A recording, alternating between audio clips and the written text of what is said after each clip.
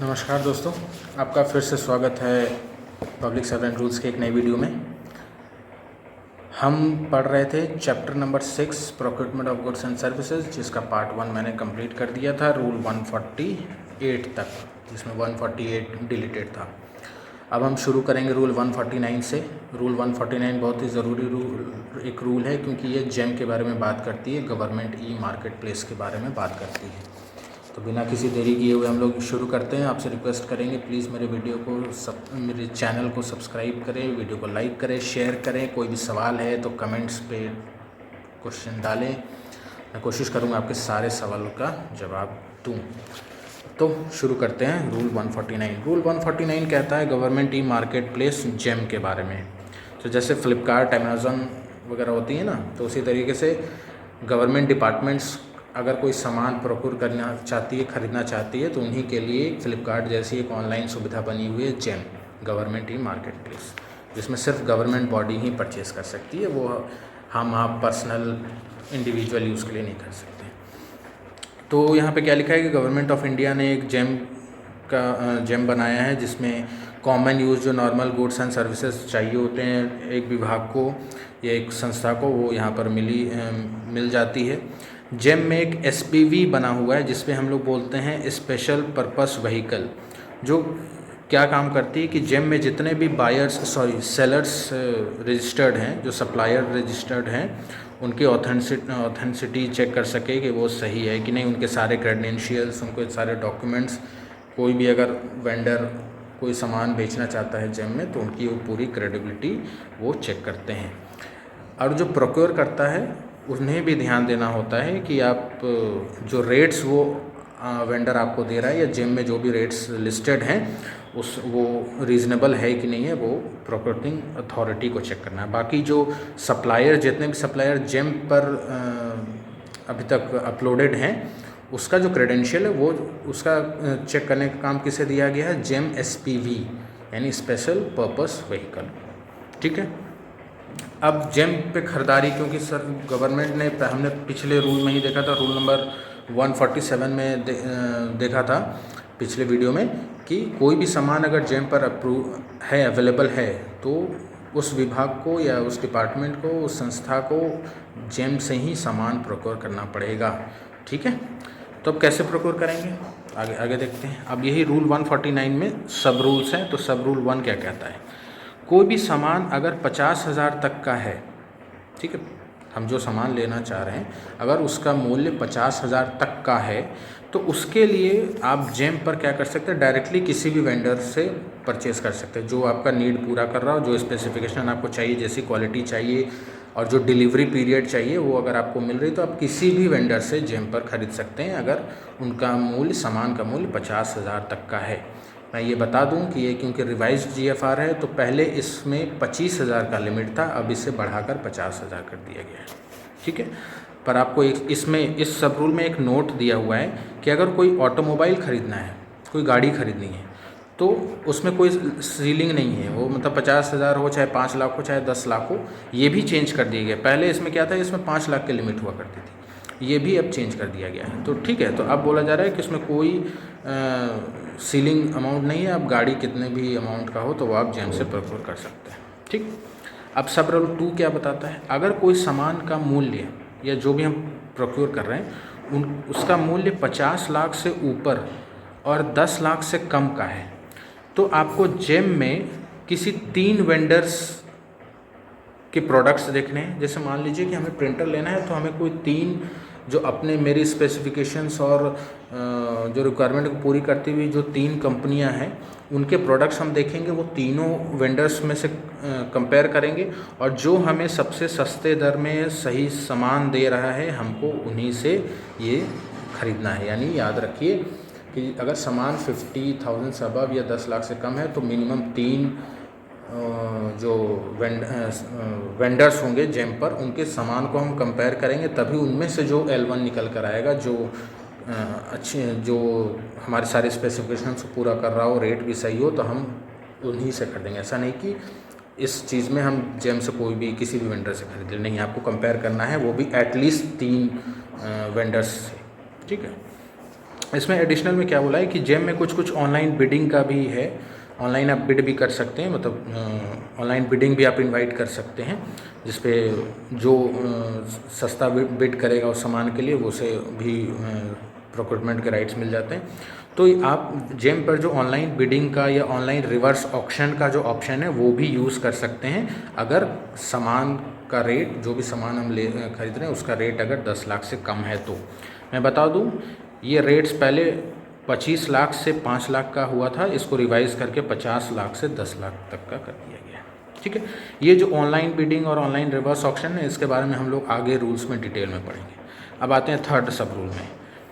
अगर सामान का मूल्य 10 लाख से ऊपर का है तो हमें क्या करना है, हमें बिड मंगाना बहुत ही ज़रूरी है। हमें मतलब उसके लिए बिडिंग करनी पड़ेगी, बिड इनवाइट करना हो, जैसे हम लोग टेंडरिंग करते हैं ना, वैसे ही जेम में बिडिंग होती है। ठीक है, हमें सामान हम लिस्ट कर देंगे कि हमें ये सब सामान चाहिए, कंपनीज उसको क्या करेगी, अपने अपने रेट्स आपको बताइए। आपको कंपनीज़ को देखना है जो आपको सही रेट दे रही हैं, आप उससे वो सामान ले सकते हैं। तो जैसे टेंडर भरते हैं ना, तो पूरे पेपर वाइज वो होती है, पर ये ऑनलाइन ही होता है। तो ये ऑनलाइन बिडिंग सिस्टम या एक रिवर्स ऑक्शन टूल है जो हम लोग आगे पढ़ेंगे। ये दोनों आपको मैंडेटरी यूज़ करना है अगर वो सामान 10 लाख से ऊपर है तो। ठीक है, सब रूल 4 क्या कर रहा है, जो ऑनलाइन ई बिडिंग और रिवर्स ऑक्शन का जो ऑप्शन है, ये जितने भी जेम में सेलर्स हैं उन सब के लिए वहाँ पर जेम में इसको रखा गया है। तो जेम के जो भी टर्म्स एंड कंडीशंस है उसके हिसाब से हमें जो भी ऑनलाइन बिडिंग है वो करनी है। ठीक है, ऑनलाइन इनविटेशन देना है, बिड कराना है, तो वो सब के लिए। ठीक है, 5वां क्या बोलता है, ये जो हमने जो कॉस्ट की सीलिंग देखी ना, 50 लाख, 50 लाख से 10 लाख और 10 लाख से ऊपर, ये सिर्फ उन्हीं सामानों पर लागू होती है जो जेम पर है और जो हम जेम से खरीद रहे हैं। कोई सामान अगर जेम पर नहीं है उन पर ये कॉस्ट लागू नहीं होती। उसके लिए जीएफआर में अलग से रूल बनाई हुई है जो हम लोग आगे के चैप्टर्स में, आगे के रूल्स में हम लोग पढ़ेंगे। तो ये जो लिमिट है कि 50,000 से कम के लिए हम किसी भी वेंडर से ले सकते हैं, 50 से 10 का फिर 3 वेंडर्स चाहिए, तो ये जो रूल है ये सिर्फ जेम के लिए। ठीक है, जेम से बाहर की खरीदारी हो रही तो उसके लिए हम जीएफआर के जो और भी रूल्स हैं उसको हम लोग देखेंगे जब आगे हम लोग प्रोसीड करते जाएंगे। ठीक है, 6 क्या कहता है, रूल नंबर 6, जो मिनिस्ट्री या जो डिपार्टमेंट है जिन्हें प्रोक्योरमेंट करना है उसको देखना है कि हमारा जो रिक्वायरमेंट है वो ओपेक्स मॉडल का है या कैपेक्स मॉडल का है, वो दोनों डिसाइड करना। अभी ओपेक्स मॉडल क्या है, तो ओपेक्स होता है ऑपरेशनल एक्सपेंस, ठीक है, एक्सपेंडिचर, और कैपेक्स होता है कैपिटल एक्सपेंडिचर। यानी अगर कोई सामान हम ओपेक्स में लेते हैं तो जो वेंडर हमें वो सामान देता है वो उनका सामान उसका खुद का होता है, वो इंस्टॉलेशन वो कर जाता है हमारे यहाँ, उसका पूरा मेंटेनेंस, रिफिलिंग वगैरह सब वो करता है।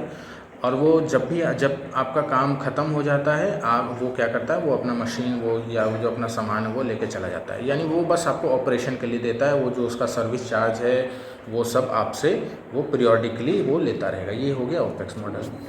दूसरा क्या होता है, कैपेक्स मॉडल होता है। कैपेक्स मॉडल होता है कि हम जो प्रोक्योरिंग अथॉरिटी जो सामान खरीद रही है वो खुद से मशीन खरीदती है या खुद से सामान खरीदती है, खुद ही इंस्टॉल कराती है और पूरा मेंटेनेंस वगैरह के लिए वो खुद ही जिम्मेदार होती हैं। ठीक है, यानी जैसे हम लोग कोई अपना सामान पर्सनली खरीदते हैं तो वो एक कैपेक्स मॉडल हो गया।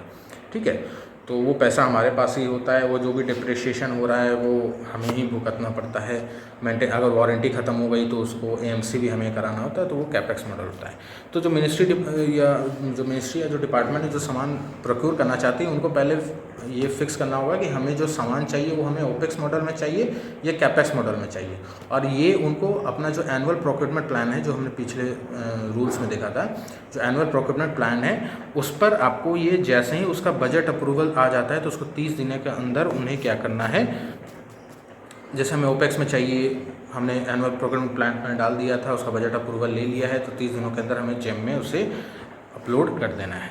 ठीक है, 7वां रूल क्या बोलता है, जो गवर्नमेंट बायर है जो सामान खरीद रहे हैं वो रेट्स वाजिब है कि नहीं, तो उसके लिए एक जेम में एक टूल बना हुआ है जिसको हम लोग बोलते हैं बिजनेस एनालिटिक टूल। ये बोल रहे हैं कि आप ये भी टूल यूज़ करके देख सकते हैं कि जो रेट है वो वाजिब है कि नहीं। अब ये टूल करती क्या है, तो ये कंपेयर करती है कि ये सामान किसी डिपार्टमेंट ने अगर पहले ख़रीदा हो तो उन्हें कितने रुपए में मिला था और अभी ये कितने में बेच रहा है। सपोज जैसे 10 दिन पहले ही हमने या हमारे ही किसी डिपार्टमेंट ने ये सामान को मंगवाया, उसे 10 रुपये में मिल रहा था, आज ये हमें पार्टी 12 रुपये में दे रही है। तो ये लास्ट परचेज प्राइस वगैरह जो है वो सब ट्रैक करने का काम करती है बिजनेस एनालिटिक्स टूल जो जेम्पर है। 8वां रूल, लास्ट रूल जो लास्ट सब रूल जो इसका ये कहता है कि जो भी हमें सामान चाहिए, तो क्योंकि अगर मान लीजिए वो अमाउंट बहुत ज़्यादा है और हम ज़्यादा अप्रूवल वगैरह से बचने के लिए हम क्या कर रहे हैं, उसे पीसमिल में ना खरीदें। ठीक है, उसको क्या बोला जा रहा है कि पीसमिल में ना खरीदें, जिससे कि हम किसी एक पार्टी को L1 बनाकर हम उससे वो सामान खरीद रहे हो। तो ऐसा नहीं करना है। ठीक है, ऐसा नहीं कि टुकड़ों टुकड़ों में सामान खरीदना है कि ये 50 हमारा सामान 10 लाख का है पर हम देख रहे हैं कि 10 लाख में हमें बहुत सारा बीडिंग वगैरह करना पड़ेगा, तो हम उसको 50-50 हज़ार के पार्ट्स में तोड़ दें जिससे कि हमको कोई अप्रूवल की ज़रूरत ना पड़े। तो ऐसा नहीं करना है। ठीक है, तो ये था रूल 149, बहुत ही ज़रूरी रूल था। रूल 150 बताता है जेम पर सप्लायर्स के रजिस्ट्रेशन के बारे में। क्या बताता है, तो रूल 150 का क्लॉज 1 क्या बोलता है कि अगर कोई भी गुड्स एंड सर्विसेज जेम पर अवेलेबल नहीं है, ठीक है, तो जो मिनिस्ट्री और या डिपार्टमेंट है अगर उसके पास ऐसे सप्लायर हैं जो ये सामान देते हो, तो आप उनको रिक्वेस्ट कर सकते हो कि आप जेम पर अपने आप को रजिस्टर कर लीजिए जिससे कि हम आपसे सर्विसेज ले सकें। ठीक है, वो रजिस्ट्रेशन जो हो वो सप्लायर का एकदम पूरा फेयर होना चाहिए, पूरा प्रोसीजर। ऐसा नहीं कि कोई पेपर हम नहीं ले रहे हैं या वो गलत पेपर अपलोड कर रहा है, तो ऐसा नहीं होना चाहिए। पूरा का पूरा ट्रांसपेरेंट होना चाहिए और कोशिश भी करनी चाहिए कि उसको ड्यू पब्लिसिटी मिले। ऐसा ना हो कि वो सिर्फ हमारे काम के लिए ही वो सप्लाई रजिस्टर्ड है, वो बाकी डिपार्टमेंट्स भी उससे परचेस करें तो ड्यू पब्लिसिटी उसकी होनी चाहिए।